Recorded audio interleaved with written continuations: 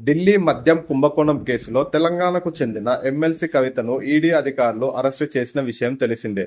శనివారం తెల్లవారుజామున ఆమెకు ఆరోగ్య పరీక్షలు నిర్వహించిన ఈ అధికారులు ఆమెను ఢిల్లీలో రౌండ్ అవెన్యూ కోర్టులో హాజరుపరిచి విచారణ కోసం 10 రోజుల రిమాండ్ కోరారు. కానీ కోర్టు ఆమెకు ఒక మహిళగా దృష్టిలో ఉంచుకొని 7 రోజులు జ్యుడిషియల్ రిమాండ్కు కోర్టు అనుమతి ఇచ్చింది.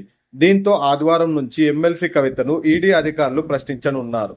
ఈ క్రమంలో కవిత నిందితురాలిగా తేలితే ఎన్ని సంవత్సరాల జైలు శిక్ష పడుతుందనే చర్చ ప్రస్తుతం దేశవ్యాప్తంగా కొనసాగుతుంది.